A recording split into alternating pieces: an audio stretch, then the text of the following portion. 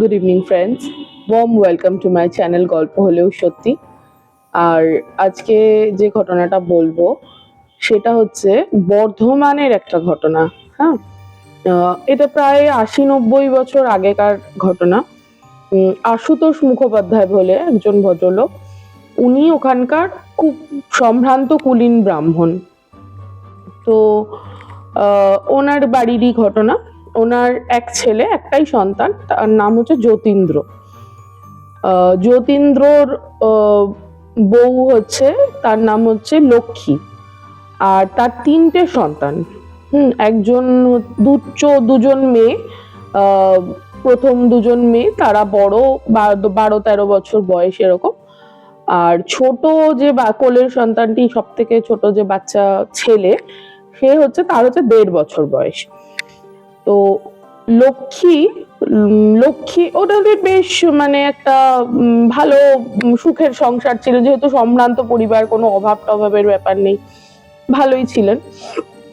এবার লক্ষ্মীর একটা ভীষণ শখ ছিল হচ্ছে পায়ে নুপুর পরার। তো মানে ওর হচ্ছে সবসময় ওর মানে বরের কাছ থেকে সবসময় ওর চাওয়াই হচ্ছে নুপুর, মানে কেউ কিছু যদি আনতে বলা হয় তার মানে আমার জন্য নুপুর আনবে। তো যথারীতি সবসময় নুপুর পরে থাকতো, আর ও লক্ষ্মী যেখান দিয়ে যেত আসতো সবসময় ঝুমঝুম করে আওয়াজ হতো। আর ছোট ছেলেটা তখন একদমই ছোট। এবার একটা খুব বাজে ঘটনা ঘটে, যেটা হচ্ছে ওই আশুতোষ বাবু উনি ওনার এক গুরু ভাইয়ের মেয়ের বিয়েতে যান। তো ওখানে ওনাকে খুব সম্মান করা হতো। তো মেয়ের বিয়েতে গিয়ে ওখানে মানে বরপক্ষ খুব পণের দাবি করে। তখনকার দিনে তো ওইগুলো ছিলই। তো পণের দাবি করে। তো ওনার গুরু ভাইয়ের অবস্থা অতটা ভালো ছিল না। তো উনি খুব কেঁদে ভেঙে পড়েন যে আমি এত টাকা কোথা থেকে দেব।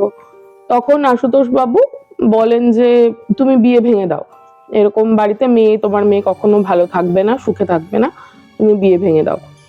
তো উনি তখন বলেন যে ভেঙে যে দেবো, আমার মেয়ে তো তাহলে লগ্নভ্রষ্টা হবে। এবার আমি মেয়েকে তাহলে কোথায় রাখবো, কি করব? এই গ্রামে এখন তো তাহলে তো আমাদের এক ঘরে করে দেবে, আমার মেয়ে যদি লগ্নভ্রষ্ট হয়, ওর তো পরে আর কোনোদিন বিয়েও হবে না। তো তখন আশুতোষ বাবু আর কোনো উপায় না পেয়ে ওরই নিজেরই ছেলের সঙ্গে, যতীন্দ্রর সঙ্গে ওই মেয়ের বিয়ে ঠিক করে। এবার তখনকার দিনে তো কুলীন ব্রাহ্মণদের ঘরে আমরা সবাই জানি, ওরা ২-৩টে করে বিয়ে করেই থাকতো। তো খুব এমন কিছু মানে ঘটনা এরকম নয়, ওটা এরকম হতেই পারে ওদের ঘরে, এরকমই আমরা সবাই জানি যে ওই সময় হতো। তো উনি সেটাই করেছেন, ওনার ছেলেকে ডেকে পাঠিয়েছেন, তো তার সাথে বিয়ে দেবে। এবার লক্ষ্মী কি করেছে, মানে ও আর ওই ব্যাপারটা নিতে পারেনি। ও কি করেছে, ওদের বাড়ির মধ্যেই একটা পুকুর ছিল, সেই পুকুরে গিয়ে ও আত্মহত্যা করেছে। এবার যখন যতীন্দ্র তার নতুন বউকে নিয়ে বাড়ি ঢুকছে, ঠিক সেই সময়ই পুকুরে লক্ষ্মীর মৃতদেহটা ভেসে উঠেছে। মানে খুব একটা মর্মান্তিক ঘটনা, সমস্ত গ্রামের লোক জড়ো হয়ে গেছে এই ঘটনায়। এইটা তো মানে একটা শোকের বাড়িতে পরিণত হয়েছে, যে লক্ষ্মীর এরকম মৃত্যুটা কেউই মেনে নিতে পারছে না। কিন্তু নর্মালি দেখতে গেলে ওরও আর কিছু করার ছিল না, ওর মনে হয়েছিল ওর জীবনটা শেষ হয়ে গেল, ও সেই জন্য ওই কাজটা করেছে, কিন্তু সন্তানদের কথাটা ভাবেনি। এবার যেটা হলো, ওর বড় মেয়ে দুটো তো একটু বড়, তারা একটু ব্যাপারটা বুঝতে পারলো, কিন্তু বাচ্চা ছেলেটা তো মা ছাড়া কিছুই বোঝে না, একটা ১.৫ বছরের বাচ্চা, সে মা ছাড়া কি বুঝবে। তো ও তো সারাদিন কেঁদে কেঁদে ঘুরছে, মানে ও আর কি করবে। এবার তখনকার দিনে এই সম্ভ্রান্ত বাড়িতে যেগুলো হতো, মানে প্রচুর কাজের লোক থাকতো, ধাইমা থাকতো, তো তাদের দায়িত্বে বাচ্চাটাকে দেওয়া হলো। এবার ওই ৪ দিনে আত্মহত্যা করলে তো অপঘাতে মৃত্যুর যে ৪ দিনের কাজ হয়, ওই কাজটা হয়ে যাওয়ার পর থেকে অদ্ভুত ব্যাপার হলো, বাচ্চাটা কিন্তু আর কষ্ট পাচ্ছে না। বাচ্চাটা দেখা যাচ্ছে একটু হাসছে, মা ও সবে কথা শিখেছে, ও মা করে ডাকছে। হ্যাঁ, আর অদ্ভুত ব্যাপার হচ্ছে এই নুপুরের আওয়াজ শোনা যাচ্ছে বাড়িতে। তো সবাই একটু আন্দাজ করতে পারছে যে কি হচ্ছে। এবার বাচ্চাটা না বারবার করে খেলতে খেলতে ওই পুকুরের ধারে চলে যাচ্ছে, পুকুরের ধারে গিয়ে ও দাঁড়িয়ে থাকছে। এইবার সবাই তো চোখে চোখে রেখেছে, গিয়ে নিয়ে আসছে, আবার ও যেই চলে যাচ্ছে আবার সবাই দৌড়ে গিয়ে নিয়ে আসছে, এরকমই হচ্ছিল। এবার একদিন রাত্রেবেলা ওই বাচ্চাটাকে কিরকম করা হতো, মানে খাটের মাঝখানে ও শুতো আর দুই পাশে ওর দুই দিদি শুতো, আর পায়ের কাছে নিচে বিছানা করে ওদের ধাইমা শুতো। মানে ওদের তিনজনেরই যে ধাইমা, তখনকার দিনে তো বাড়িতেই বাচ্চা হতো, তো যে ধাইমারা বাচ্চাদেরকে খুব ভালোবাসতো, যার যার যাকে তারা জন্ম দিয়েছে, মানে জন্ম যার হাতে হয়েছে, তো তারা কিন্তু বাচ্চাদের খুব ভালোবাসতো। তো সে মানে এক প্রকার মাই বলা যায় তাদেরকে। তো ওই তার দায়িত্বেই ওদেরকে রাখা হয়েছিল। তো সে ওই পায়ের কাছে শুয়েছিল, পায়ের কাছে শুতো আর কি বিছানা করে। তো এরকম চলছিল। হঠাৎ করে একদিন রাত্রেবেলা ওই ধাইমা হঠাৎ করে নুপুরের আওয়াজ পেয়েছে মাঝরাত্রে।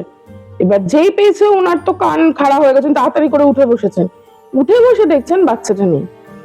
এইবার উনি তাড়াতাড়ি করে বাইরে গেছেন, গিয়ে চেঁচামেচি শুরু করে দিয়েছেন যে বাচ্চাটা নেই, ঘরে নেই, এরকম ছোটাছুটি করতে করতে এবার যেহেতু বাচ্চাটা সারাক্ষণ ওই পুকুরের ধারে চলে যায়, উনি দৌড়ে, আরো সবাই মিলেই দৌড়ে পুকুরের ধারে গেছে। গিয়ে দেখছে একটা সিঁড়ি, একদম জাস্ট লাস্ট সিঁড়িতে বাচ্চাটা ঘুমাচ্ছে, ওখানে করে শোয়ানো আছে ওকে। অথচ বাচ্চাটা কিন্তু ঘুমাচ্ছে, যে হেঁটে নিজে হেঁটে চলে এসছে তা কিন্তু নয়। তো এবার তো ওকে নিয়ে যাওয়া হয়েছে। তো তখন ওই আশুতোষ বাবু ঠিক করলেন যে না, এরকম তো করা যাচ্ছে না, একটা এরম ভাবে চলা যায় না। উনি ওই একটু তান্ত্রিক দেখিয়ে বাচ্চাটার জন্য কিছু মাদুলির ব্যবস্থা করলেন। তো ওই মাদুলি পরানো হলো বাচ্চাটাকে, কিন্তু যখনই পরানো হচ্ছে কিছুক্ষণ পর যদি যেই সময় ঠিক নুপুরের আওয়াজটা পাওয়া যাচ্ছে, সেই সময়টা দেখা যাচ্ছে ওর মাদুলি বাচ্চাটা ঠিক পাশে পড়ে আছে খুলে, ওর কিন্তু হাতে মাদুলি নেই।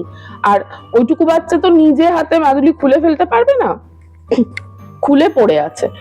যখনই দেখা যাচ্ছে বাচ্চাটাকে, তখনই কিন্তু ওই মাদুলিটা দেখা যাচ্ছে পাশে খুলে পড়ে আছে। এবার ওনারা ঠিক বুঝে উঠতে পারছেন না যে কি করবেন। তান্ত্রিক দেখিয়েও কিছু হলো না, ওই মাদুলি খালিই খুলে পড়ে থাকছে। আবার ওনারা পরিয়ে দিচ্ছেন, কিন্তু যথারীতি আবার যেই ওই নুপুরের আওয়াজ পাওয়া যাচ্ছে, তখনই দেখা যাচ্ছে মাদুলি আর নেই ওর হাতে।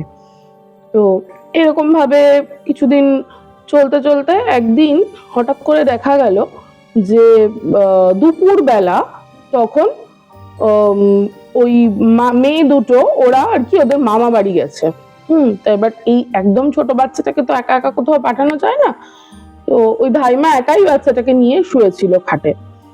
এইবার যেই একটু ধাইমার চোখ লেগেছে, অমনি হঠাৎ করে একটু বিকেল হয়ে গেছে, হঠাৎ তাকিয়ে দেখছে বাচ্চাটা নেই। এইবার ধাইমা তো দৌড়েছে পুকুরের ওখানে, গিয়ে সবাইকে চেঁচামেচি করছে, কিন্তু বাচ্চাটা নেই, পুকুরের ধারেও নেই, কোথাও নেই, কোথাও খুঁজে পাচ্ছে না। অনেক ঘোরাঘুরি করেছে, এদিক ওদিক ঘুরছে, চিৎকার করছে। ওই আশুতোষ বাবু কাজে বেরিয়েছিলেন, উনি ফেরার পরে ওনাকেও বলা হলো যে এরকম অবস্থা। তো উনি তখন উপায়ন্তর না দেখে ওই জেলে নামালেন পুকুরে। তো খুবই দুঃখের বিষয়, সন্ধ্যাবেলা নাগাদ বাচ্চাটার দেহ তোলা হলো পুকুর থেকে। মানে বাচ্চাটা ডুবেই গেছে পুকুরে, মানে ওর মা নিয়েই নিয়েছে ওকে। খুবই কষ্টের ব্যাপার। আমরা জানি যে মারা যাওয়ার পর না সে আর কারোর থাকে না। সে আমরা যতই ভাবি যে মা তো, কিন্তু মা হলেও হয়তো ওই লোকে গিয়ে মা ভাবে যে আমি একা এখানে, বা বাচ্চাটাকেও দেখার কেউ নেই, সেই হিসেবে হয়তো টেনে নিয়েছে, আমি জানি না। খুবই কষ্টের দুঃখের একটা ঘটনা।